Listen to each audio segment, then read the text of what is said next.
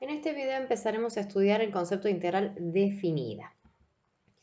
Este concepto va a surgir por la necesidad de calcular áreas de una región, es decir, las superficies. Normalmente conocíamos que si las formas son las que se ven en pantalla, ya teníamos una fórmula preestablecida para calcular la superficie. Pero ¿qué ocurre, por ejemplo, si quisiéramos calcular el área sombreada de celeste en esta imagen que acabamos de ver? Entonces ya esas fórmulas no nos sirven. Para poder calcular ese tipo de área, vamos a introducir entonces el concepto de integral definida. Como hemos dicho, queremos calcular el área de una región. Entonces vamos a pensar que tenemos una función f continua en un intervalo AB y positiva en ese intervalo. Entonces lo que queremos calcular es el área que está sombreada de celeste, que es la comprendida entre la gráfica de la función, el eje de las x y las rectas de ecuación x igual a a y x igual a b. Lo que vamos a hacer es subdividir el intervalo este que arranca en A y termina en B en varios subintervalos. ¿Cuántos? N le vamos a llamar. Entonces vamos a marcar un x sub 1, un x sub 2, x sub 3, x sub k, x sub k menos 1, x sub k más 1, hasta que lleguemos a x sub n menos 1 y x sub n.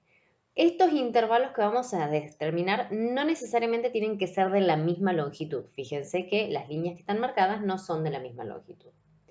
Como lo que queremos es calcular un área, vamos a trazar los rectángulos que podrían formarse con estos intervalos que hemos marcado, estirando hacia arriba y formando rectángulos. Lo que vamos a ver es que si sombreáramos la superficie de estos rectángulos, tendríamos un valor aproximado al área que nosotros queremos buscar. Pensemos que acá también hay rectángulos a lo largo de todo el intervalo. Entonces calculemos el área de estos rectángulos. ¿Qué necesitamos? Base por altura. La base de cada uno de estos rectángulos va a ser la diferencia del valor del x sub k menos su anterior, porque por ejemplo esta longitud es x menos 2 menos x menos 1. Toda esta longitud será x menos 3 menos x menos 2 y así sucesivamente hasta que lleguemos a un x sub k con un x sub k menos 1. Así tendremos la base de cada uno de nuestros rectángulos. ¿Cómo tendremos la altura? Bueno, vamos a elegir en medio de estos subintervalos un valor c sub k que esté comprendido entre el x sub k menos 1 y el x sub k. De manera tal que al calcular el valor que toma la función en ese c sub k que hemos elegido, vamos a obtener f de c sub k, que lo que representará será la altura de cada uno de estos rectángulos. Y entonces la superficie de cada uno de estos rectángulos, ¿qué será? Ese delta x, que era la base, por el f de c sub k, que va a ser nuestra altura. Entonces estamos en condiciones de decir que ese producto nos dará la superficie de cada uno de estos rectángulos. Por ende, si sumamos todos los rectángulos que nos están apareciendo por esa subdivisión que hemos hecho, vamos a tener un valor aproximado del área que se encuentra bajo la curva de la función f. Y podemos resumir esta suma utilizando los conceptos que ya tenemos del símbolo suma. Una suma de k igual a 1 hasta n de este producto de f de c sub k por el delta de x sub k.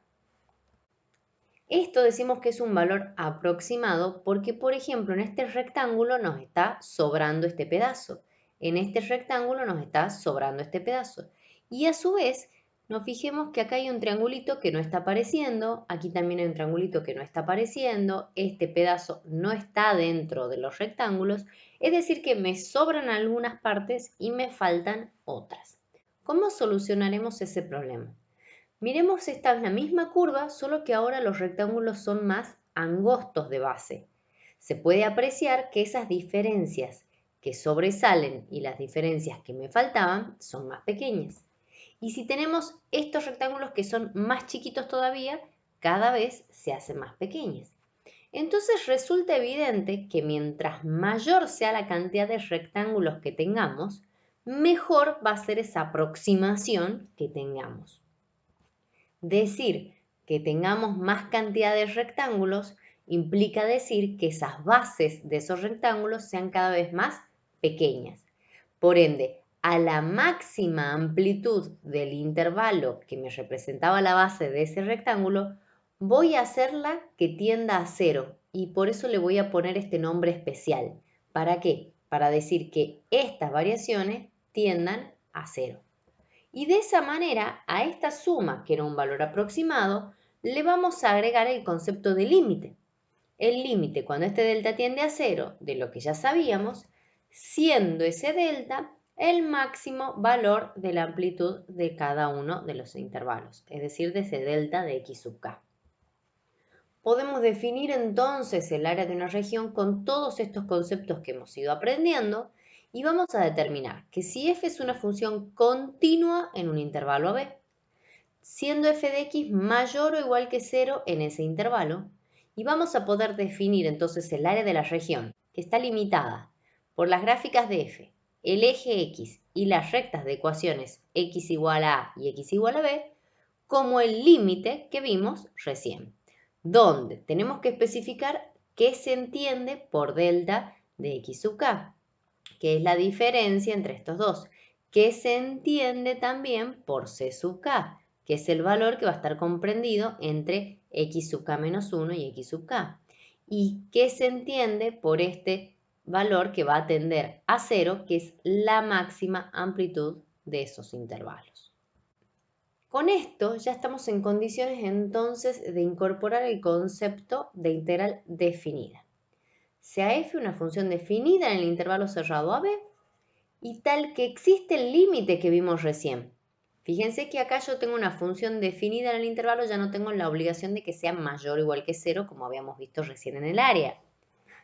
Las mismas valoraciones para cada uno de los componentes de este límite que está apareciendo acá. ¿A qué le vamos a llamar integral definida? Al resultado de ese límite, precisamente. ¿Y cómo la vamos a denotar? Con el mismo símbolo que ya conocíamos, pero ahora le vamos a agregar unos valores arriba y abajo del símbolo que van a ser nuestros límites de integración. Entonces, cuando ese límite que vimos recién existe, vamos a llamarlo integral definida de f en el intervalo a b. SA y SB dijimos que serán los límites de integración, donde A es el límite inferior y B es el límite superior, por lo que A tiene que ser menor que B. Está claro que para resolver el valor de esta integral, no importa cuál sea la variable respecto de la cual estemos integrando, porque puede utilizar cualquier letra. O sea que la integral entre A y B de f de x por dx será igual que la integral de A a B de f de t por dt, y así sucesivamente. Aquí, como les dije recién, no necesito la condición de que f de x sea mayor o igual que 0, por lo tanto podemos obtener resultado positivo, negativo o 0 en el cálculo de las integrales definidas, porque no siempre serán un área de una región. ¿Cuándo vamos a poder calcular integrales definidas? Para eso necesitamos este teorema respecto de la integrabilidad. Si f es una función continua en el intervalo AB, vamos a poder garantizar de que es integrable en ese mismo intervalo. Por lo tanto, podremos calcular la integral definida de a a b de f de x por dx. Y esto nos lleva a la interpretación geométrica de la integral definida, que en la interpretación geométrica vamos a necesitar volver a incorporar el concepto de que f de x sea mayor o igual que 0 en el intervalo AB, porque vamos a poder llamar área de una región limitada por la gráfica de f, el eje de las x y las rectas de ecuaciones x igual a a y x igual a b, a la integral definida entre a y b de f de x por dx. Pero ojo que necesitamos la condición de continuidad, porque es la que me garantiza que puedo calcular la integral, y necesitamos la condición de que f de x sea mayor o igual que 0, porque una superficie no puede darnos por resultado un número negativo. Entonces ahí tenemos nuestra función mayor que 0 en el intervalo AB, continua, y entonces el área que está sombreada será esta integral. Otras definiciones especiales pueden surgir cuando se da el caso de que A sea igual a B. Si A es igual a B, tengo los límites de integraciones iguales entre sí. El resultado de la integral dará 0.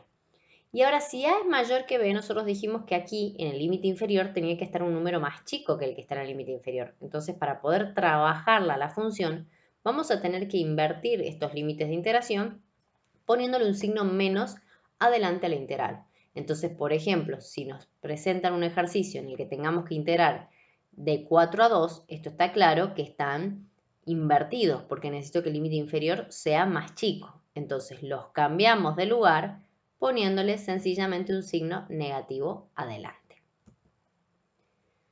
Lo último que vamos a incorporar antes de hacer un ejemplo va a ser el teorema fundamental del cálculo integral que nos va a ayudar a resolver estas integrales. Siempre que tengamos una función continua en un intervalo AB y se pueda calcular g como su antiderivada en ese intervalo, vamos a poder resolver la integral definida como la diferencia de g particularizada en el límite superior menos g particularizada en el límite inferior. Este teorema es el que vamos a utilizar para resolver las integrales definidas. Veamos este ejemplo. Nos pide calcular la integral entre 0 y 1 de e a la x por dx. Verificamos que este número es más chico que este, por lo tanto no tengo el problema de los límites de integración. A su vez, la función con la que estamos trabajando es una función que es continua en todos los reales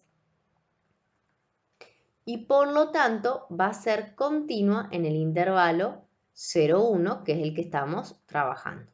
¿Eso qué implica decir? Que nos va a permitir aplicar el teorema fundamental del cálculo integral que vimos recién. El teorema nos indica que tenemos que resolver la integral que está aquí abajo y particularizar con los límites de integración. Por suerte, la integral que nos toca calcular es e a la x, cuya integral es e a la x, y es la que hay que particularizar entre 0 y 1. Entonces, primero, en donde dice x, escribimos 1, menos e elevado ahora a la 0. E a la 1 nos da por resultado e y e a la 0 nos da por resultado 1. Este es el resultado de esta integral que estamos viendo aquí. Hemos aplicado el segundo teorema fundamental del cálculo para poder encontrar el valor de esta integral.